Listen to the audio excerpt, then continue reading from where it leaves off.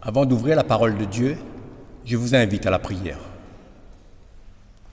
Seigneur notre Dieu, dans ton amour pour nous, tu nous as laissé ta parole.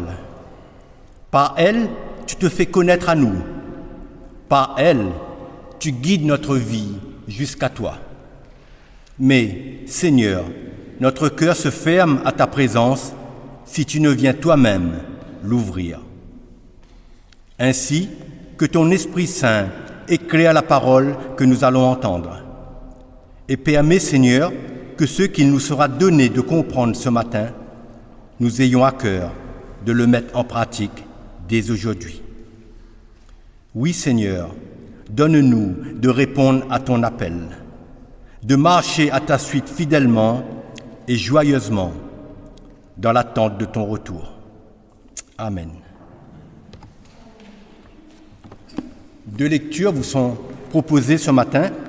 La première, c'est dans l'Ancien Testament, le psaume 16 de David, les versets 7 à 11.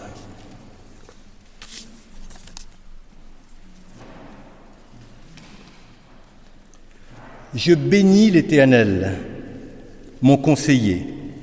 La nuit même, mon cœur m'exhorte. J'ai constamment l'Éternel sous mes yeux. Quand il est à ma droite, je ne chancelle pas. Aussi, mon cœur est dans la joie, mon esprit dans l'allégresse, et mon corps repose en sécurité. Car tu ne livreras pas mon âme au séjour des morts. Tu ne permettras point que ton bien-aimé voie la corruption. Tu me feras connaître le sentier de la vie. Il y a d'abondantes joies devant ta face, des délices éternelles à ta droite. La deuxième lecture se trouve dans le livre des Actes, le chapitre 2, les versets 14 à 39. Alors, Pierre, se présentant avec les 11, éleva la voix et leur parla en ces termes. Hommes juifs, et vous tous qui séjournez à Jérusalem, sachez ceci et prêtez l'oreille à mes paroles. Ces gens ne sont pas ivres, comme vous le supposez, car c'est la 3e heure du jour. Mais c'est ici ce qui a été dit par le prophète Joël. Dans les derniers jours, dit Dieu, je répandrai de mon esprit sur toute chair. Vos fils et vos filles prophétiseront, vos jeunes gens auront des visions, et vos vieillards auront des songes. Oui, sur mes serviteurs et sur mes servantes. Dans ces jours-là, je répandrai de mon esprit, et ils prophétiseront. Je ferai paraître des prodiges en haut dans le ciel et des miracles en bas sur la terre. Du sang, du feu et une vapeur de fumée. Le soleil se changera en ténèbres et la lune en sang, avant l'arrivée du jour du Seigneur, de ce grand jour glorieux. Alors, quiconque invoquera le nom du Seigneur sera sauvé. Hommes israélites, écoutez ces paroles. Jésus de Nazareth, cet homme à qui Dieu a rendu témoignage devant vous, par les miracles, les prodiges et les signes qu'il a opérés par lui au milieu de vous. Comme vous le savez vous-même, cet homme, livré selon le dessein arrêté et selon la prescience de Dieu, vous l'avez crucifié. Vous l'avez fait mourir par la main des impies. Dieu l'a ressuscité en le délivrant des liens de la mort, parce qu'il n'était pas possible qu'il soit retenu par elle. Car David dit de lui, « Je voyais constamment le Seigneur devant moi, parce qu'il est à ma droite, afin que je ne sois point ébranlé. Aussi, mon cœur est dans la joie et ma langue dans l'allégresse, et même ma chair reposera avec espérance, car tu n'abandonneras pas mon âme dans le séjour des morts, et tu ne permettras pas que ton sein voie la corruption. Tu m'as fait connaître les sentiers de la vie, tu me rempliras de joie par ta présence. Hommes frères, qu'il me soit permis de vous dire librement au sujet du patriarche David, qu'il est mort, qu'il a été enseveli et que son sépulcre existe encore aujourd'hui parmi nous. Comme il était prophète et qu'il savait que Dieu lui avait promis avec serment de faire asseoir un de ses descendants sur son trône, c'est la résurrection du Christ qu'il a prévue et est annoncée en disant qu'il ne serait pas abandonné dans le séjour des morts et que sa chair ne verra pas la corruption. Car ce Jésus que Dieu a ressuscité, nous en sommes tous témoins.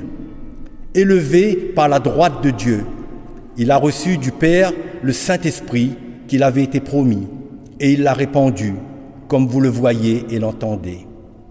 Car David n'est point monté au ciel, mais il dit lui-même, « Le Seigneur a dit à mon Seigneur, assieds-toi à ma droite, jusqu'à ce que je fasse de tes ennemis ton marchepied. » Que toute la maison d'Israël sache donc avec certitude que Dieu a fait Seigneur et Christ, ce Jésus que vous avez crucifié.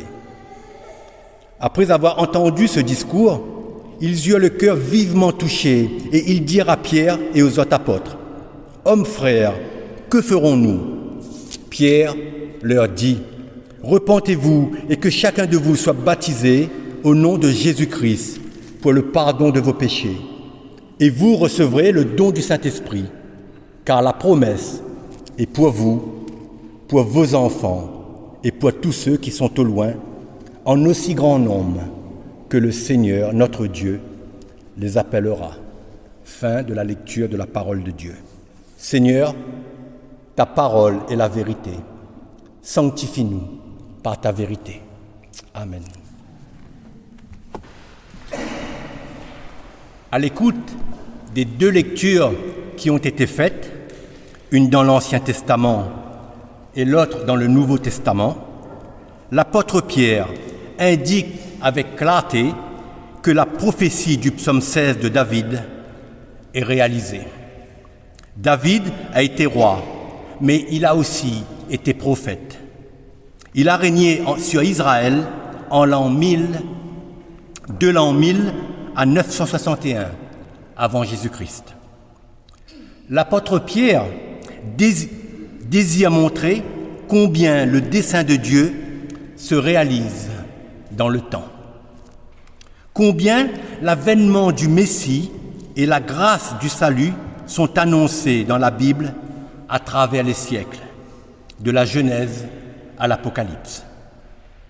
Pierre s'adresse aux Juifs assemblés à Jérusalem pour la fête juive de la Pentecôte, qui a lieu 7 semaines après la fête juive de la Pâque. À la Pâque juive, Jésus est crucifié et ressuscité. À la Pentecôte juive, le Saint-Esprit est donné à ceux qui croient. Les disciples qui sont avec Pierre ne pouvaient imaginer les conséquences et le retentissement qu'aurait la résurrection de Jésus à l'échelle du monde connu d'alors. La bonne nouvelle, c'est-à-dire l'Évangile, s'est en effet propagé, non seulement au sein du peuple juif, mais jusqu'aux extrémités de la terre. Beaucoup d'entre nous croient que Jésus est le Messie, c'est-à-dire qu'il est 100% homme et 100% Dieu. Beaucoup d'entre nous, par conséquent, croient qu'il est mort et ressuscité, comme annoncé dans toute la Bible. Jésus, Fils de Dieu, nous a offert le salut par grâce, et c'est par la foi que ce salut se reçoit. C'est un don gratuit de Dieu. Du temps de Jésus, Gamaliel, un docteur de la loi, un enseignant de la loi, qui était membre du Sanhédrin, c'est-à-dire de l'Assemblée législative et du tribunal suprême, en Israël, avait conseillé aux membres réunis de ne pas prendre le risque de combattre contre Dieu. Que si ceux qui suivaient Jésus n'étaient pas le dessein de Dieu, ce mouvement disparaîtrait comme tant d'autres. Aujourd'hui, nous pouvons affirmer que ce mouvement était bien le dessein de Dieu, que plus de 2000 ans après, le salut de Dieu est annoncé en Jésus-Christ. Si Jésus, le Messie, n'était pas vivant, s'il ne transformait pas les vies et ne donnait pas, par grâce, la vie éternelle à ceux qui croient de tout leur cœur, de toute leur âme, de toute leur pensée, quelqu'un demanderait-il encore le baptême? Cependant, une question se pose. Que croyons-nous vraiment, chrétiens? En écoutant le témoignage de Pierre, la foi nous donne de croire au témoignage que Dieu a rendu à Jésus, au miracle, c'est-à-dire de croire aux actes qui révèlent la puissance de Dieu, au prodige, c'est-à-dire de croire aux actes qui suscitent l'étonnement des hommes, au signe, c'est-à-dire de croire aux actes qui révèlent que Jésus est bien le Messie annoncé dans l'Ancien Testament. Le témoignage de Pierre nous donne aussi de croire que Jésus est mort et ressuscité à Pâques, qu'il est monté au ciel et qu'il siège à la droite du Père, c'est ce que nous fêtons à l'Ascension, qu'il nous a donné le Saint-Esprit promis à ceux qui ont reçu Jésus dans leur vie. Aujourd'hui, nous vivons à notre tour une expérience quotidienne, cette relation personnelle avec Dieu, et nous pouvons témoigner librement de notre foi. Cette foi est le don de Dieu qui change toute vie qui la reçoit. L'Ancien et le Nouveau Testament affirment que tous les êtres humains, juifs comme non-juifs, hommes comme femmes, tous sont fautifs devant Dieu. En effet, qui de nous est capable de faire le bien de façon absolue et irréprochable? Qui de nous est capable d'aimer Dieu et son prochain à la perfection, comme la loi de Dieu l'exige? Qui de nous est capable de se conduire de façon juste à l'image de Dieu? Devant un tel constat, la question est de savoir si l'humanité est perdue, que chacun soit rassuré, car Jésus est venu porter sur lui tout le poids de nos fautes. Jésus est l'agneau de Dieu qui ôte le péché du monde. Il est venu accomplir la justice de Dieu à notre place. Il s'est offert en sacrifice par amour pour nous, pour sa création. Il est la preuve d'amour de Dieu à notre égard. Le jour de la Pentecôte, que nous fêterons dans 15 jours, Pierre annonce aux Juifs la réalisation de la bonne nouvelle de Dieu annoncée dans les Écritures. Certains tentent de ridiculiser le prodige qui est sous leurs yeux, alors que d'autres ont le cœur vivement touché et demandent « Que devons-nous faire ?» La réponse de Pierre ne se fait pas attendre. Elle est d'une grande simplicité, tout en étant d'une grande complexité. Pierre ne demande pas aux hommes d'accomplir une œuvre extraordinaire pour Dieu. Il ne demande ni argent ni or, car le don de Dieu est gratuit. Pierre dit simplement « Repentez-vous, soyez baptisés au nom de Jésus-Christ pour le pardon des péchés et recevez le Saint-Esprit. » Cela paraît tellement simple, voire dérisoire. Mais pourtant, cela demande une attitude de foi et de vérité. Il s'agit d'une vraie repentance faite de tout son cœur. Ici, les frères qui sont à Jérusalem ont le cœur vivement touché et leur démarche se fait dans la foi et la vérité. Quelle bonne nouvelle, quelle joie, quelle allégresse! Comment ne pas louer Dieu et élever vers son trône de gloire notre reconnaissance? Mais Pierre va encore plus loin. Il ajoute, la promesse est pour vous, pour vos enfants. Celui qui se repent de tout son cœur, qui est baptisé et qui reçoit l'Esprit de Dieu, vit dans la liberté des enfants de Dieu avec une identité nouvelle donnée par Dieu. C'est ce qu'on appelle la grâce, le don gratuit de Dieu. Qu'est-ce que la grâce? Sinon la réconciliation avec Dieu offerte en Christ qui permet une relation personnelle avec Dieu. Le jour de la Pentecôte, Pierre a annoncé la grâce de Dieu, la réconciliation obtenue en son Fils bien-aimé. Aujourd'hui encore, le message n'a pas changé, car Dieu est le même hier, aujourd'hui et éternellement.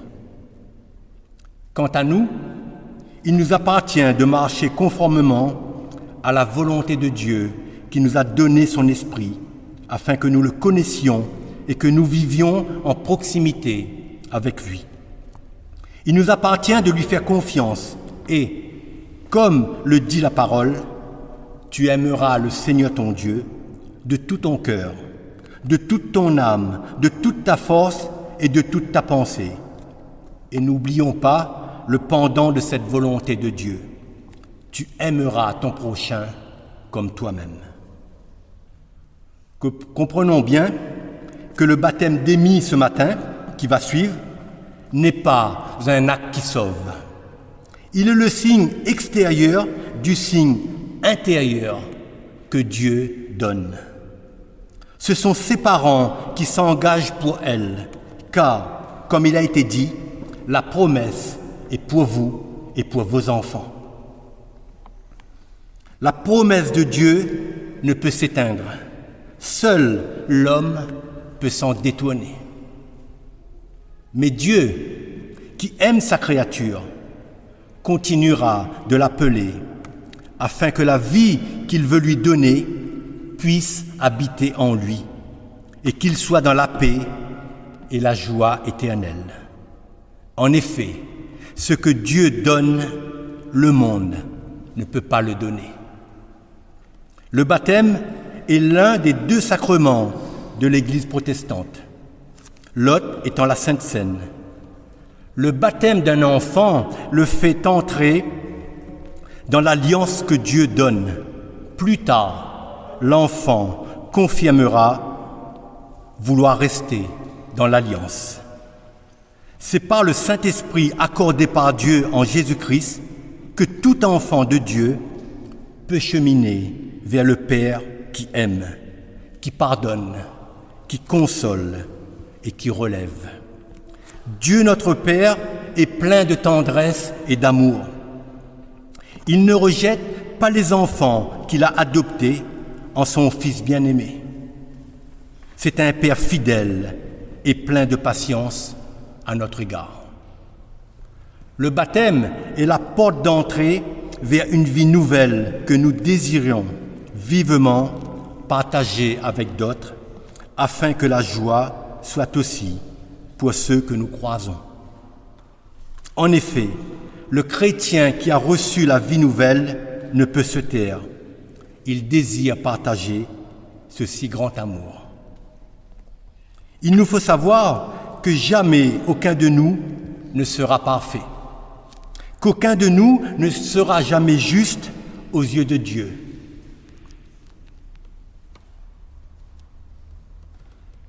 Qu'aucun de nous ne sera parfait juste aux yeux de Dieu, Père, Fils et Saint-Esprit. Excusez-moi. En effet, Dieu ne nous rend pas justes, mais par grâce, il nous déclare justes, justifiés en son Fils.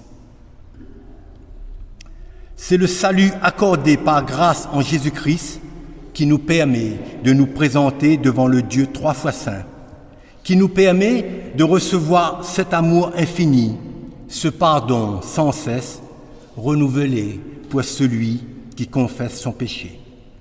Le baptême est le premier pas que nous faisons dans la vie éternelle avec Dieu. Cette marche s'effectue sous le regard de Dieu qui nous connaît parfaitement. Dieu nous dit que sa bonté se renouvelle chaque matin. Dieu ne varie pas. Il n'y a pas de changement dans son attitude. Il est par nature amour et justice.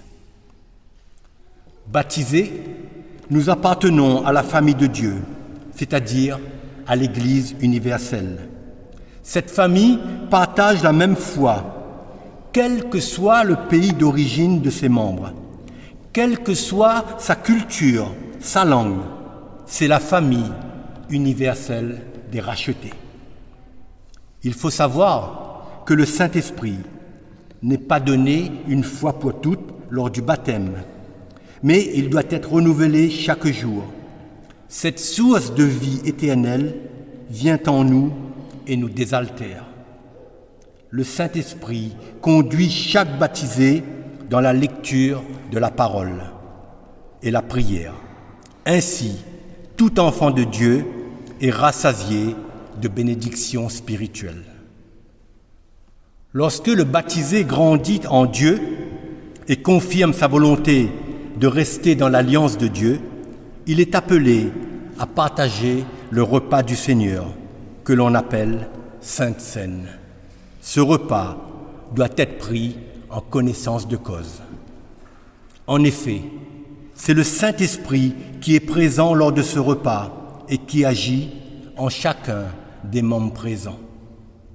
Que notre Sauveur et Seigneur Jésus-Christ nous conduise à son Père, lui qui est le chemin, la vérité et la vie. Que tout baptisé puisse connaître la volonté de Dieu pour sa vie, que tous ceux qui se repentent puissent vivre de la paix et la joie que Dieu seul peut donner. Que le Saint-Esprit conduise tout enfant de Dieu dans la liberté et l'amour. Que la foi de chaque baptisé grandisse jour après jour. Que la lumière de la parole éclaire chaque journée de tout enfant de Dieu. Que la prière adressée à Dieu soit le signe d'une relation vivante qui construit la vie de l'enfant de Dieu. Que l'espérance soit vivante, car Dieu a tant aimé le monde qu'il a donné son Fils unique, afin que quiconque croit en lui ne périsse point, mais qu'il ait la vie éternelle. Que l'amour de Dieu demeure dans chacun de ses enfants, que toute notre vie glorifie Dieu, Père, Fils et Saint-Esprit. À Dieu seul soit toute la gloire. Amen.